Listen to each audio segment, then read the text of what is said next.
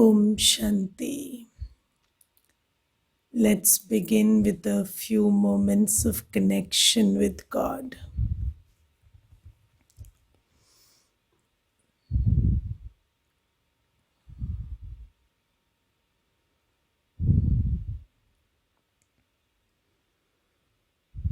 Sit straight and still.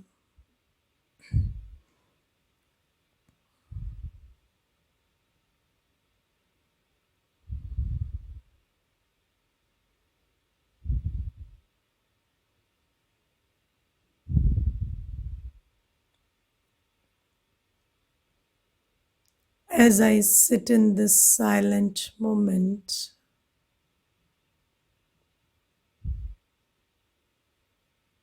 I become aware that I, the soul, the being, the spirit, the life force,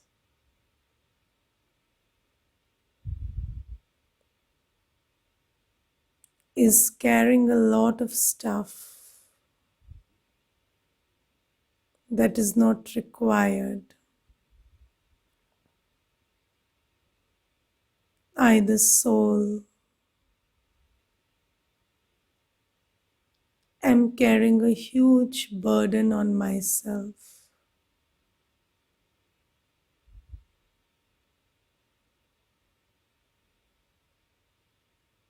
The burden of painful memories, unfulfilled desires, grudges and grievances,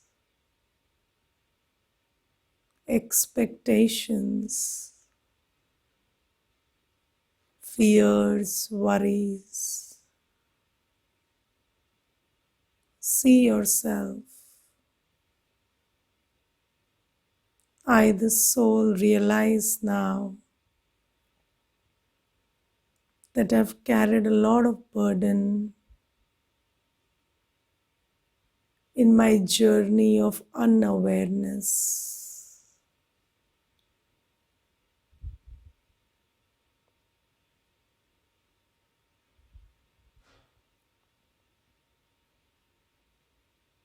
Now that God has made a presence into my life, I invoke Him. He, the being, the Supreme Soul, emerges before me.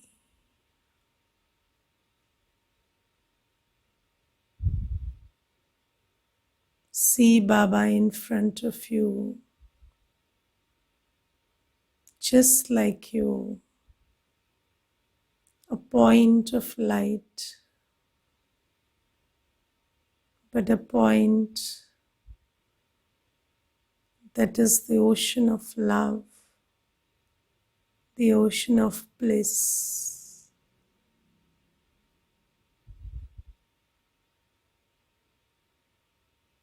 See yourself, the point of light, the child of God, sitting in His presence, the presence of the ocean of love, ocean of peace, also a point.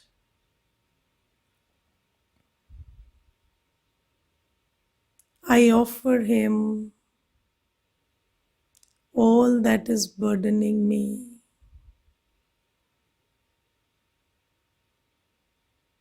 God is extending His arms of rays of light and taking away all my burdens.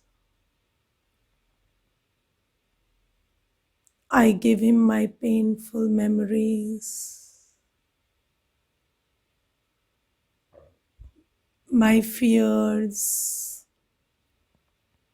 my worries, my expectations, the pain of unfulfilled desires.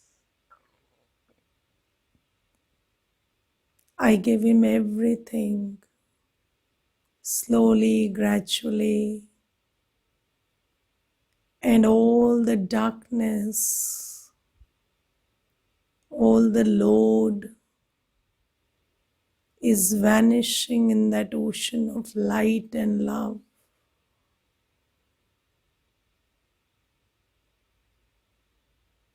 As I keep giving, I feel very light and free.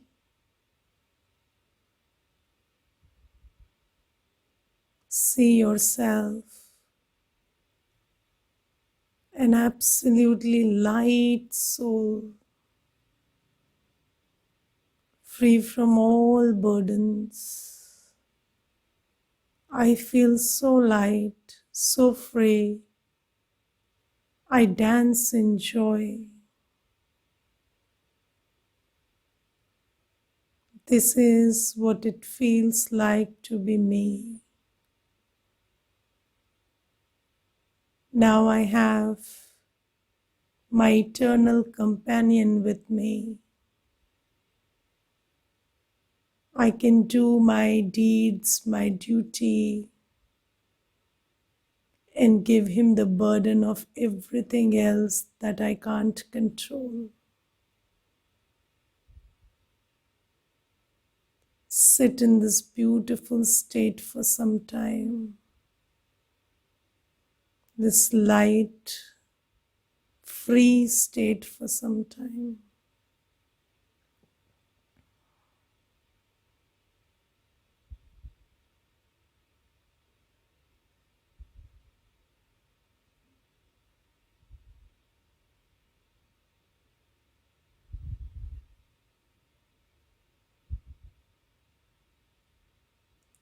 Om Shanti.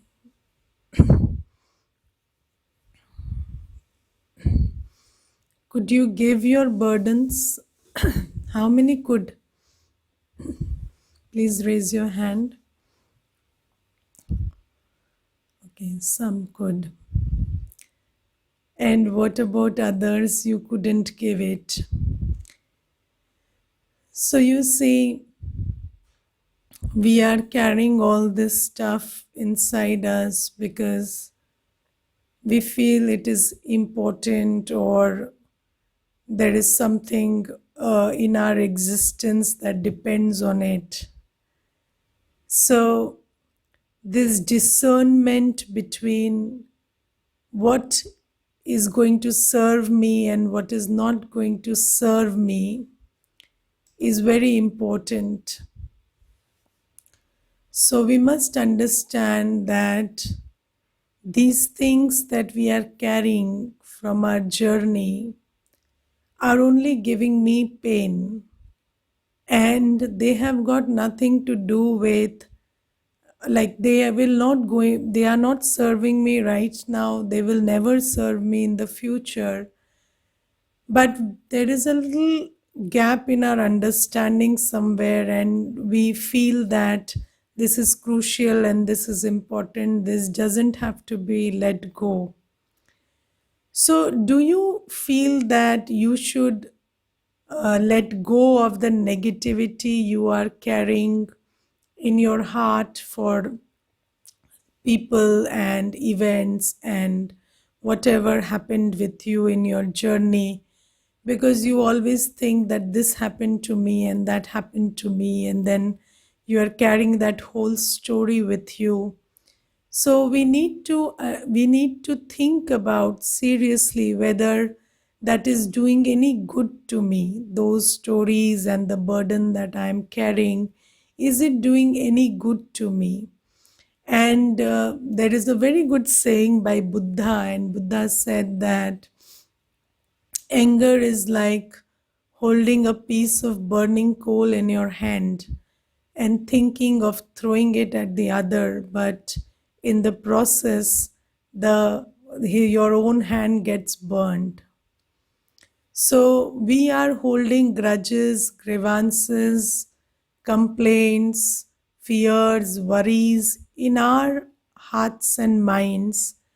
And we think that probably this will affect somebody else or the situation or some future event. But what is happening in the process is our own heads and hearts and everything is suffering because of that.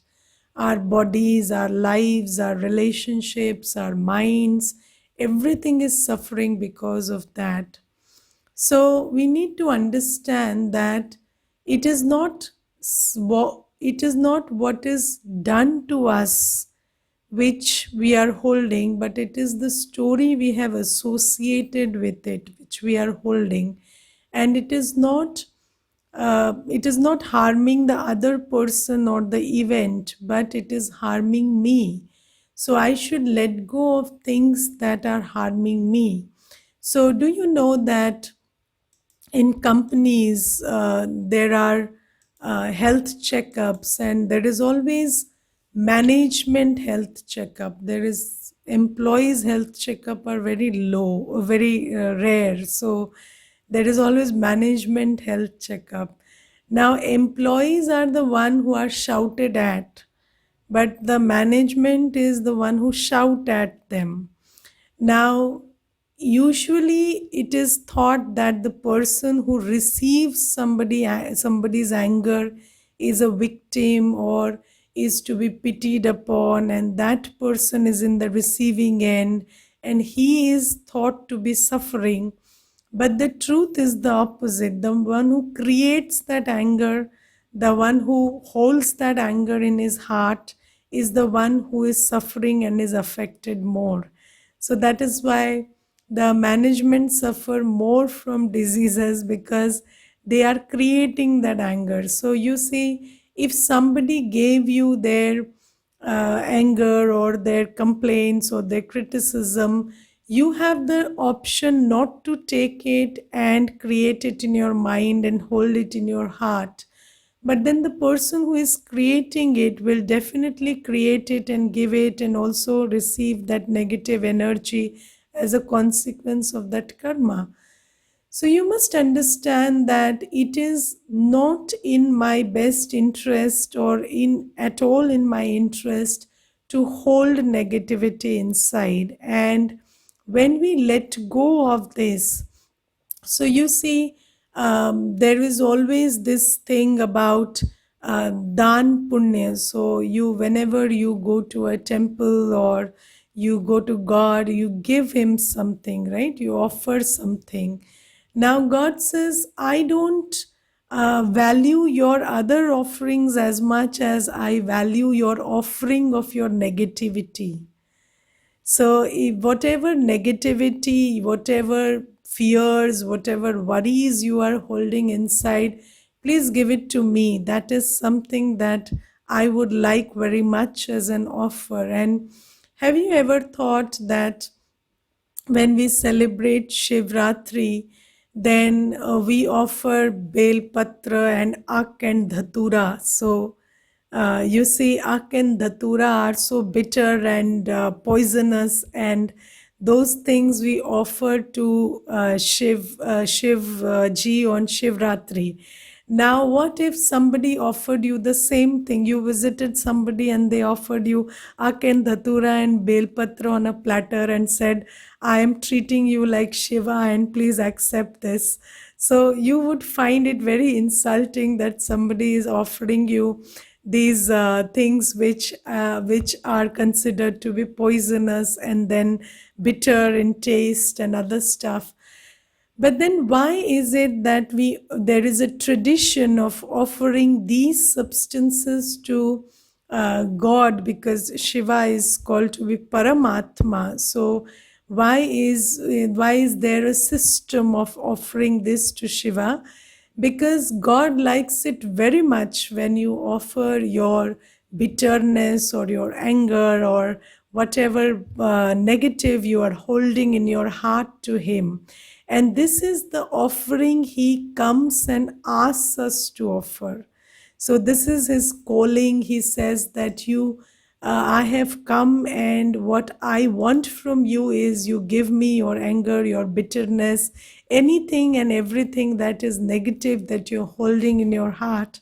And you must have also heard stories about Samudra Manthan, and then it is said that when Samudra Manthan took place, then there was a lot of venom that came out of it, and then it was Shivji who held that all that poison in his throat. So that poison was held by him in his throat, and that's why there is a blue color of the throat that shone. So now, these things are all symbolic. So, whenever you churn, so what is manthan? So, when you churn your mind, so you sit and you think, and there is a churning going on in your mind, then there is a lot of angst and bitterness and complaints and fears and all that emerge out of it. So what you do is you offer it to God, and then you give it to him, and he takes it and he consumes it so that you are free from it. So do you know that whenever we sit and think, there is a lot of negativity that comes out of that churning, because basically our sanskars are very negative right now. So whenever we think about anyone or anything, we usually tend to think negative.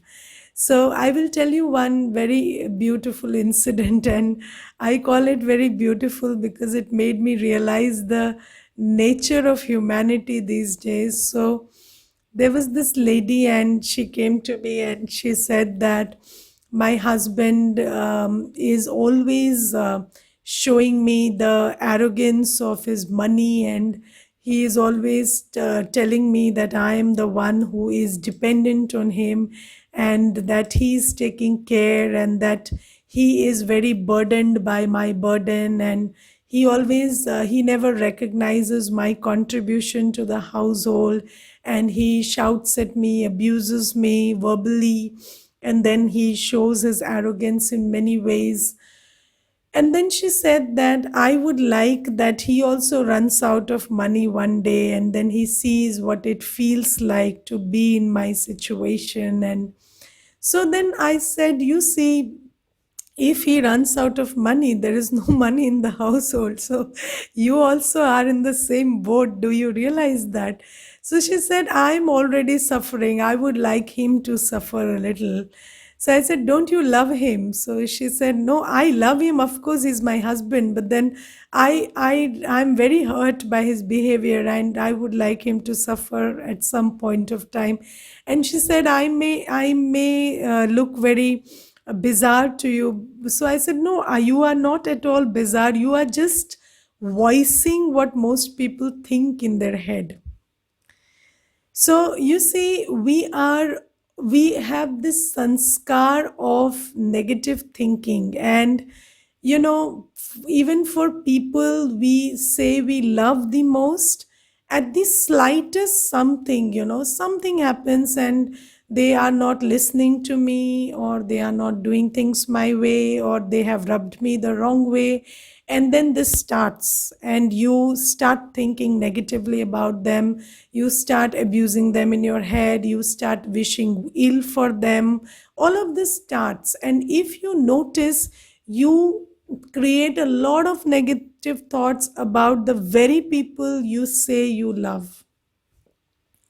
Or for your own self, you see, there are thoughts of doubt, and there are thoughts of so-called concern that you create for yourself, but which are mostly not energizing or uplifting in nature. They are negative and boggling down in nature. So these thoughts we create for ourselves, for situations, for other people.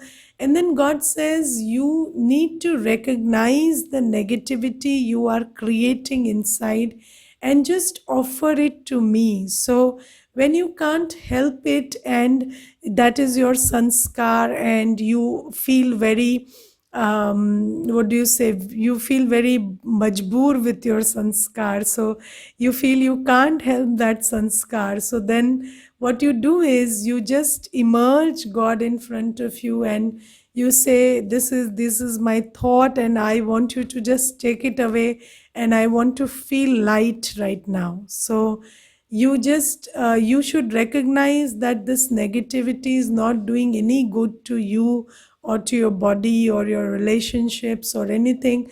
But there is a way in which we think which is very negative, and most of the time we are engaging in this in the form of, righteous anger, or rightful angst, or you call it, my expectations are not met and I'm hurt, so I'm thinking this way. So as a reaction to your hurt or your disappointment or something, we tend to justify our processes of minds in many ways, but we create a lot of negativity. So we will say, I'm fearful, so that's why I'm thinking negative. So whatever is the underlying emotion, but if you are creating negative thoughts, it is having an impact on your mind, your body, your destiny, your relationships, your work, everything. So it is time we recognize these processes and just immersed God and offered it to God. And today I will also like to talk about, so you see, there once I was invited to this Indian Institute of Public Administration, and there was a group of around 12 to 13 DG level delegates from Tunisia, and they wanted me to deliver a lecture on Indian spirituality. And then I asked them, so these officers, what language do they speak? So they told me that they speak very little English, and they basically speak French. So I said, okay. And then I said, what religion do they practice? So they said they basically practice Islam. So I said, all right. And I told them, so what do you want me to speak to them about? So Indian spirituality, I don't know whether it makes sense to them. So they said, no, you, dear sister, you just do whatever you can in this situation. So I said, okay. So when I went to them, they were not very nicely, favorably predisposed to me. And then I was wearing this white sari, and I think it was very daunting in some way. So then I asked them, do you think about, are you interested in God? And then they didn't want to be interested in God at that time, because there is a lot of disagreement about who is God between various sections of people. And then they said, we don't know. So I said, okay, are you interested in peace, purity, health, happiness, bliss, power, love? So they said, yes, we are interested in that. So I said, then you should be interested in God. So they said, why? So I said, because He is the ocean of love, purity, peace, happiness, knowledge, bliss, power, everything. So that they found interesting, and that broke their faces into a smile. And then we got chatting, and it was a very nice and successful session. So you see, whenever we think about God, we think about cars and projects and money, and we think that God will give us all of that. Or if I'm not having a child, then probably God will bless me with a child. Or if I don't have a job, then God will give me some job. So we think about God when we think about material stuff mostly, right? Or but when we want love, do we go to God? We don't go to God. We go after people for love. When you want happiness, you go shopping, you go trekking, you go holidaying. You don't go to God for happiness. Or when you want peace, you don't think you should go to God for peace. So we have very little awareness about what actually God does, or what He offers. So what He likes to be offered with. So He likes to be offered with all our negativity. So that's his best food. He wants us to give him all that we don't want to retain inside and that which is burdening us. And second thing, he offers us peace, unconditional love, happiness, bliss, and a lot of power. So, when you want power, you don't need to go to your office and wield power over others to feel powerful. You can go to God and take power. You can go to God and take love because He loves you immensely and unconditionally. You can go to God and take a lot of peace because He's the ocean of peace and He's the ocean of happiness. So we generally don't go to God for these things. So we think that these things are a byproduct of material achievement and accomplishment.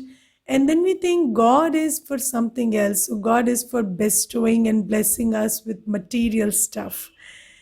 But that is not true. So God says, I don't have a big factory up here and I can throw things at you and then I can give you children and money and material things. That is not something I do because I don't have some storehouse here to be giving you this stuff. So that you will get from your own karma.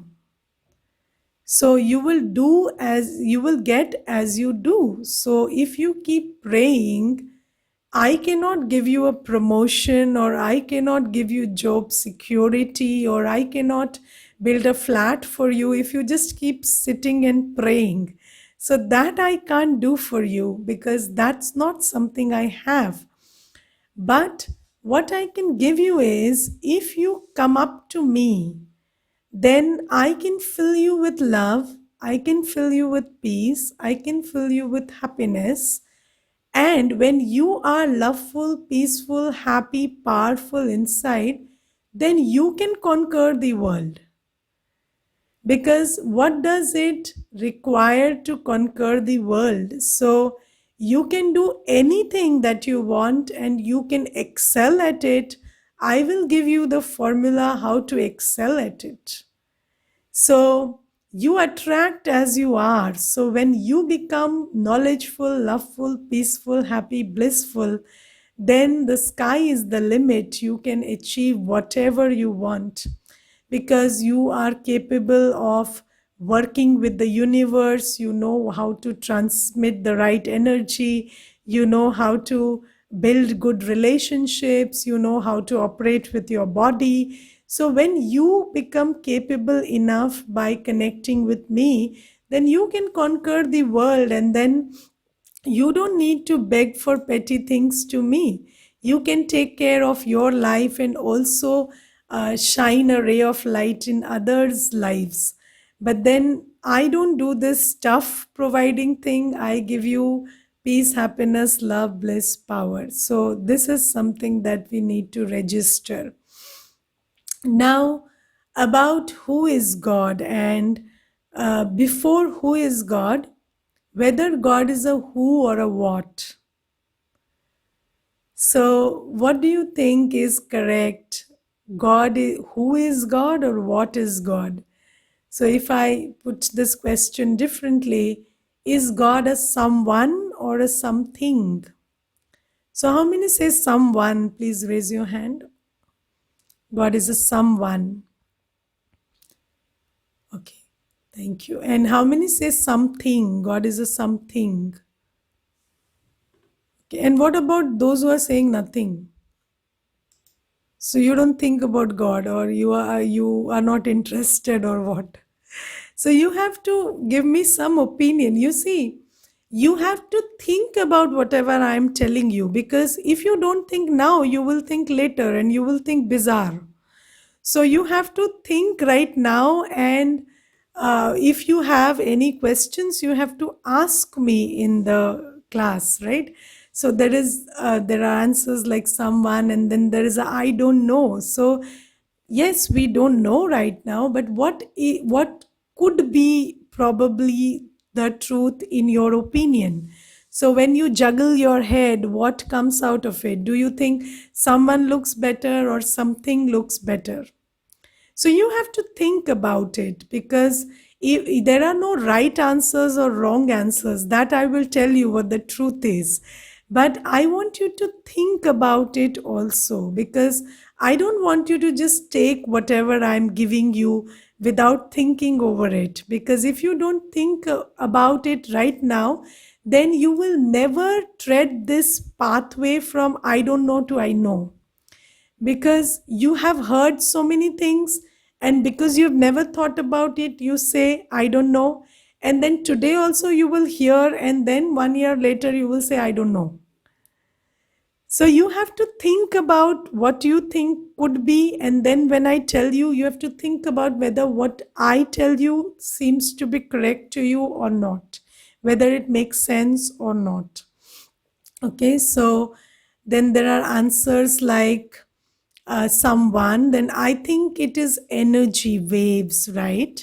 So it means something, right? So is it or is it he or she or something else? So you have to think about whether God is an it or God is a someone.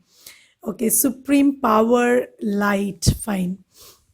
Now, here we need to understand that when we say power, when we say energy, then when we talked about I, the soul, I clarified it to you that I am a soul, I am an energy, I am light. Yes? But am I a something? No, I am a someone. Right? So a soul is not a thing. A soul is a being, and a being is also energy. A being is also light. A being is also power. The body is just a cover. The body doesn't matter. You exist even without the body. So the consciousness exists independently of the body. If you go to Google and look up near death experiences, so there are many people who relate or narrate their near death experiences, and in those experiences, they give a very good encounter of um, what they experienced when they were out of the body. So, when the soul, the consciousness, is out of the body, even then the consciousness experiences what is happening in and around them while the body is clinically dead.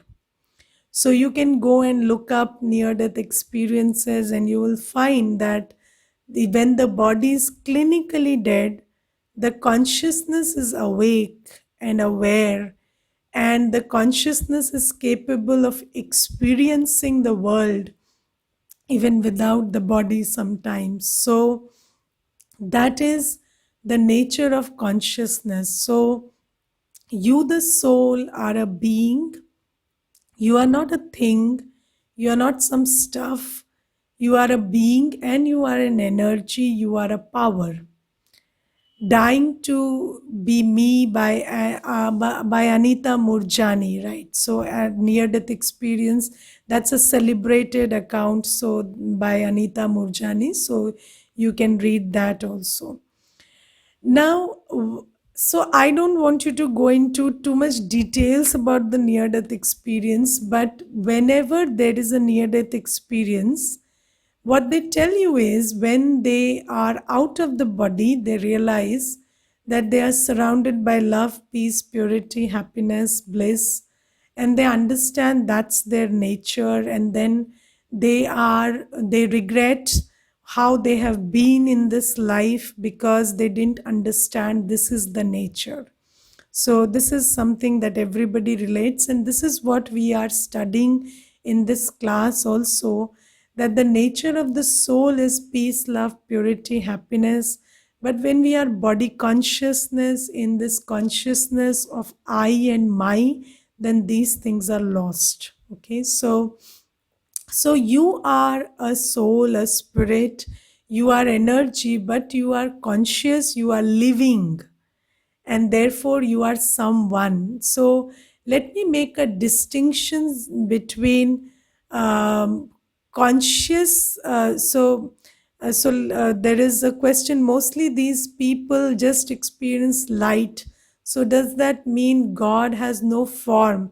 So in my opinion, what they experience is not God. They experience their own light, but they think that is God.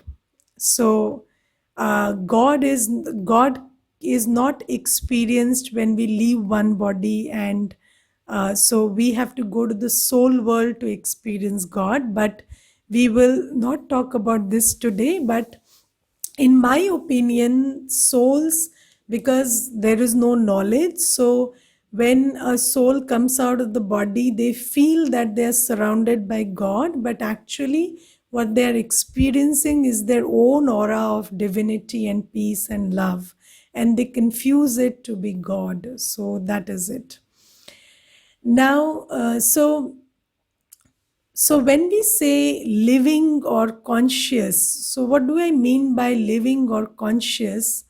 And then there is a word conscient being and then inconscient energy. So jad and chetan in Hindi we call it. So what is the difference between a jad, that is an inconscient being energy, and then chaitanya, which is conscious being? So a conscious being is capable of creating thoughts and feelings.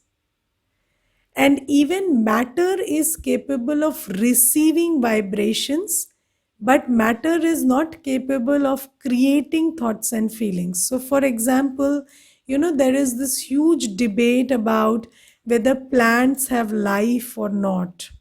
So, in that sense, everything has life, even water has life. So, do you know they say that water has memory, and then if the water has traveled a certain realm where there is a certain vibration, then the vibration stays in the water.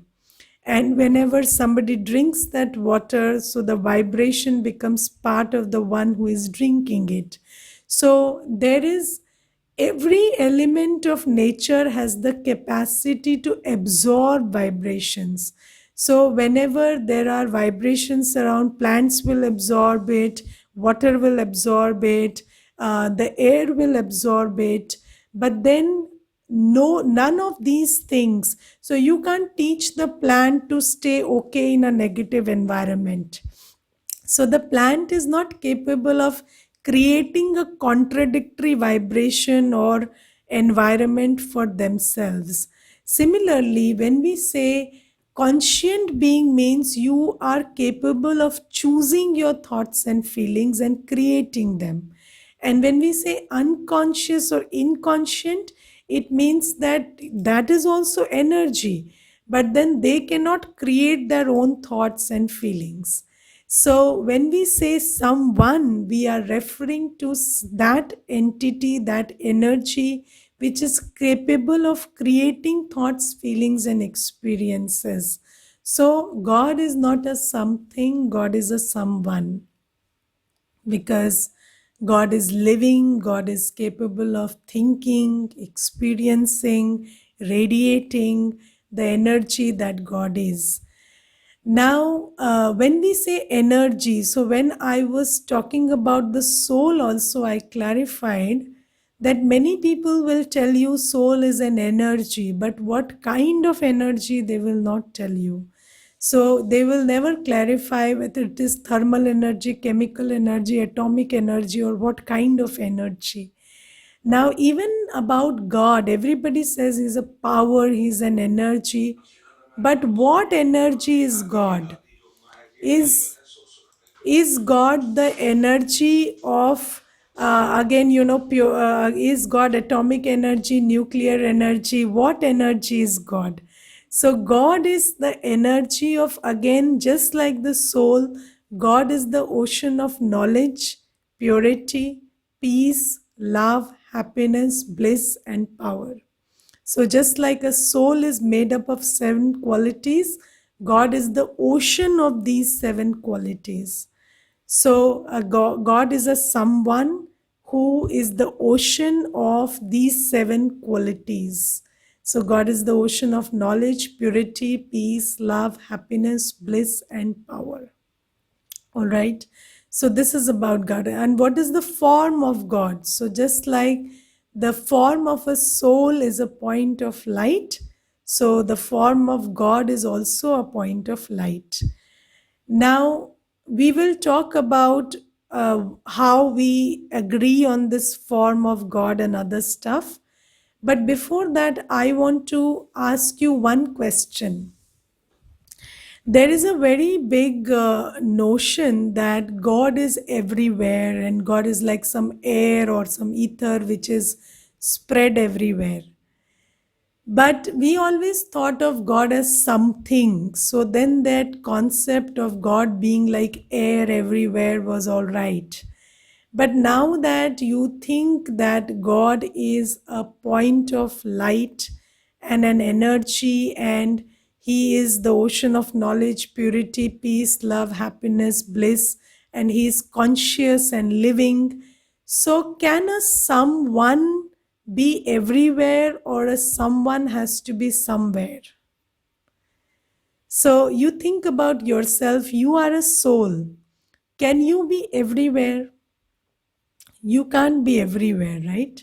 So God is also not everywhere. Contrary to popular belief, God is not everywhere. But just like, the sun is not everywhere, but sun has so much of light and heat in it that anybody anywhere on the planet can have access to it. So the power of the sun is so huge that even if you are at a very big distance, you can have access to it.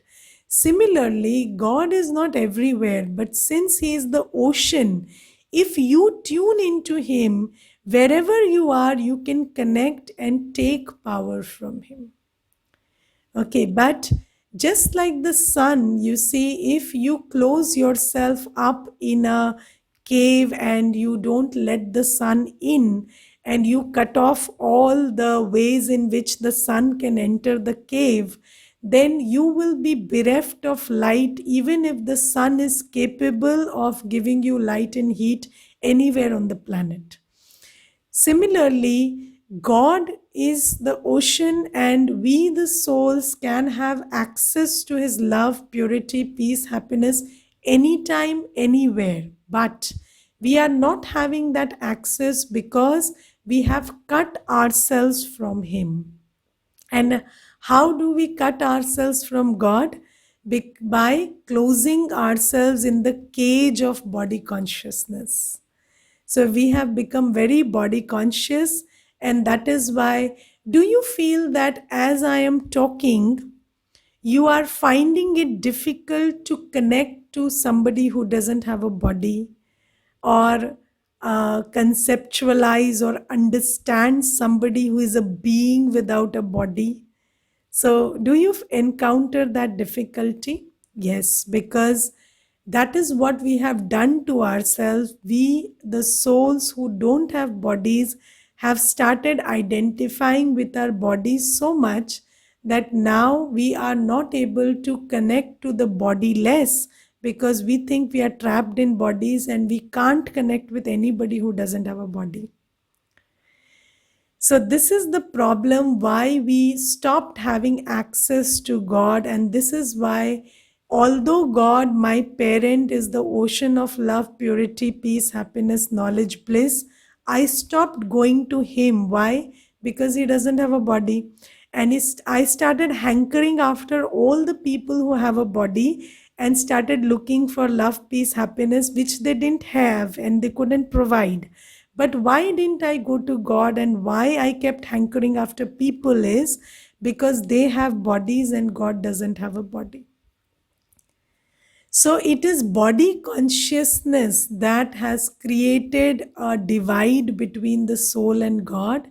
And only when I rise over my body consciousness, that is, I start understanding and experiencing myself as a bodiless being. As soon as I appreciate and understand and realize that I don't have a body, I'm a soul. This body is just temporary and external, and I'm just this divine point of light with all relationships with the Supreme Soul, who is a point of light. As soon as I come to this awareness and acceptance and understanding, the door to meet God opens up. And then you can have free access to God whenever you want, because now you have accepted Him as a reality. Now, I will tell you one very interesting thing which will kind of substantiate this. So, for example, you see, if you are talking to somebody who speaks, who looks different from you, so maybe, they are speaking in a manner, not in a language, but in a manner which doesn't look very okay to go you, or it you feel that they belong to some village and they are talking in a language which I don't connect with. So because of this body consciousness, even if you are fully capable of understanding them, you create a mental block and you're not able to communicate with them. And this happens mostly in terms of language. So even if the language is comprehensible, you don't make the effort to understand that language because you've created a mental block that this is not the language I speak, so I can't understand it. So as soon as you open that mental block and you say, why can't I understand? This is that language which I speak. It's just in a different accent. So why can't I get it? So as soon as you open that mental block, you will be able to get what they are saying. So this is how it works. So we have a mental block to connecting with the bodiless because we think I am a body. And as soon as you overcome this, you will be able to connect with God. This is why in the Gita it is said, forget all religions and relations of the body, consider yourself a soul, and then remember me, then I will absolve you of your sins. So it is only by coming to this awareness that I am not this body, I am not this physical form, I am a soul, and I have access and relationship with God, that we will be able to connect with Him. Does all this make sense to you? Or no? How many say it makes sense to you? Please raise your hand. Are you able to get what I am saying? Yes. So you need to think about it. So you are trying to. So you see, if conventional methods were like sufficient, then we would have had access to God, and then we would have had access to peace, love, happiness. Why are we all so drained out today? It's because the way in which we are operating is not enough to make a connection. And what is the missing link? This body consciousness is what is taking us away from that connection. Okay. All right, let me take up the questions.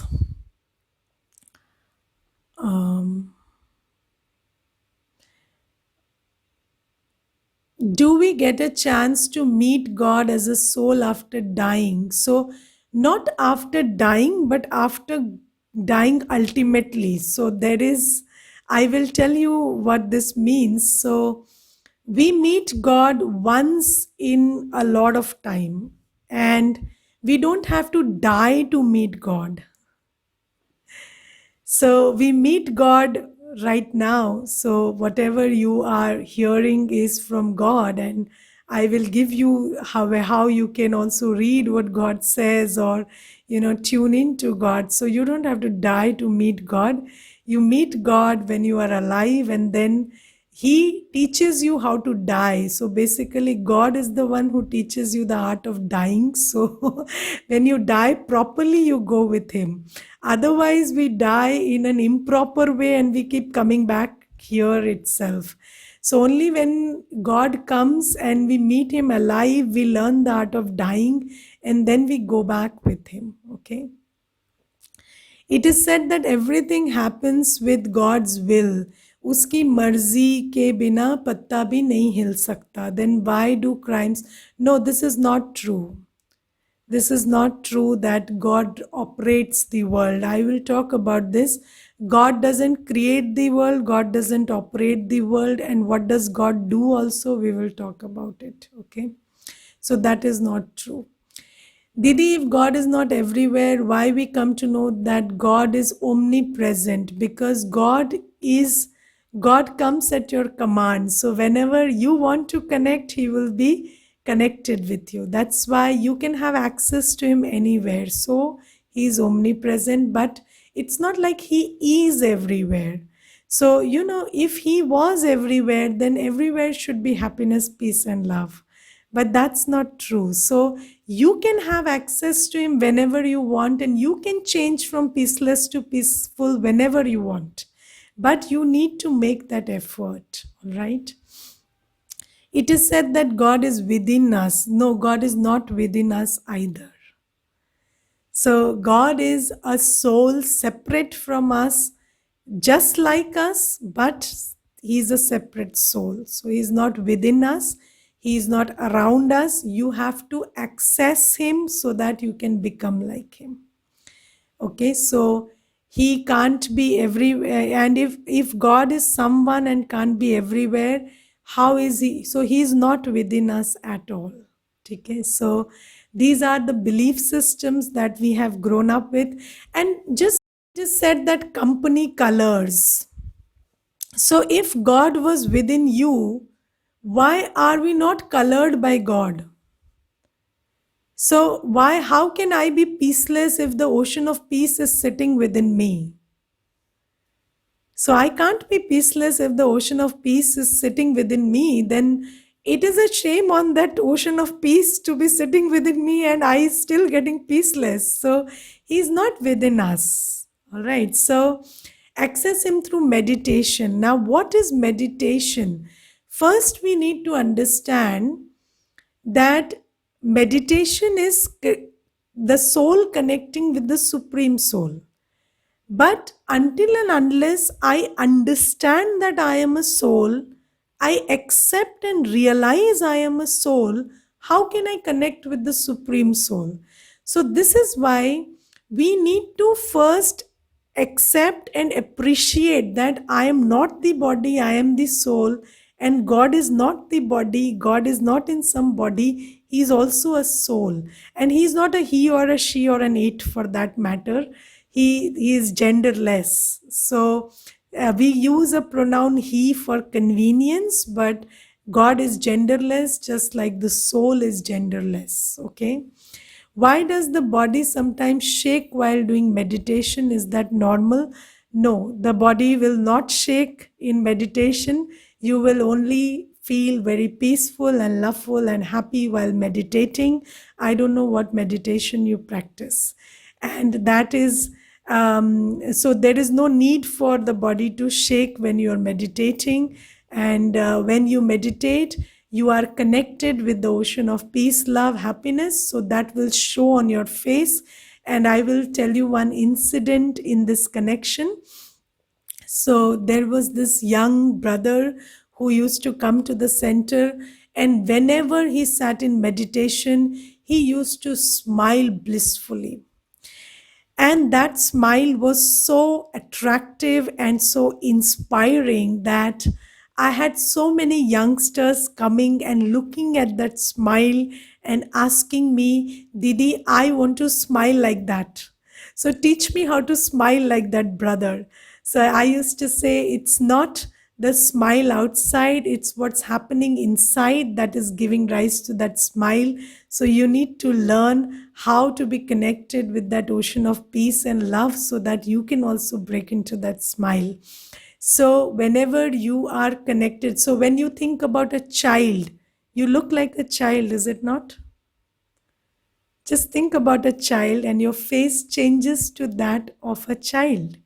When you think about somebody who is angry, you also start feeling angry, and that shows on your face.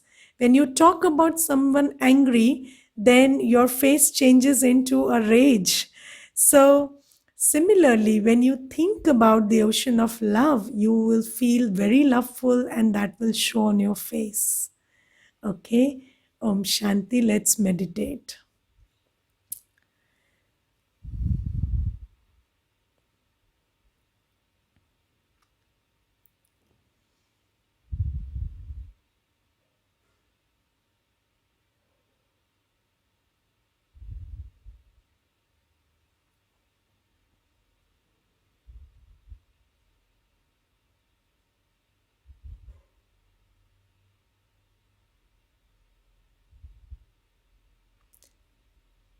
Sit still and quiet.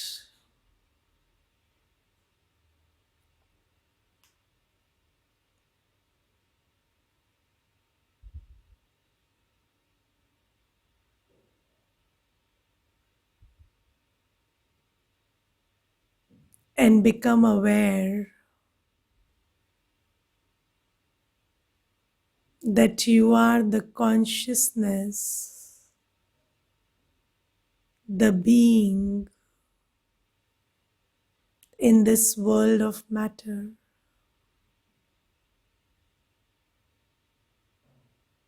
Everything that you experience is your interpretation of the world around you.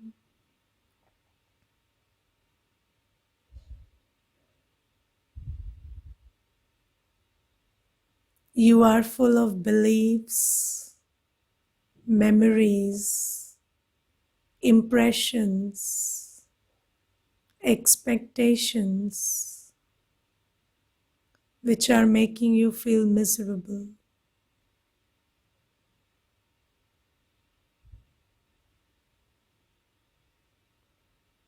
I am suffering because of what I have acquired from this world.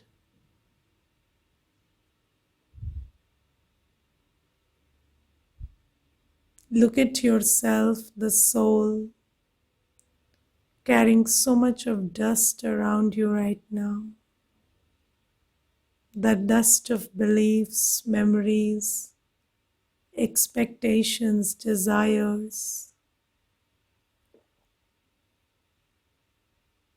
Now just peep through that dust and reach your core.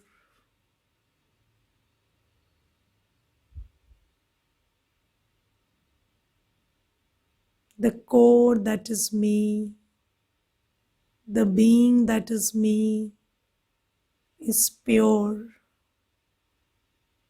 pure peace, pure love, pure happiness.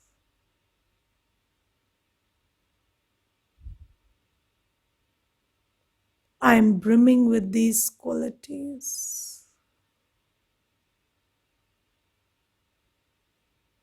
As I become aware of them, the light of these qualities is gaining power. I dust off all the acquired, and the light shines. I am all peace, all love, all happiness in this moment. I have dusted off everything else. There is a lightness like never before.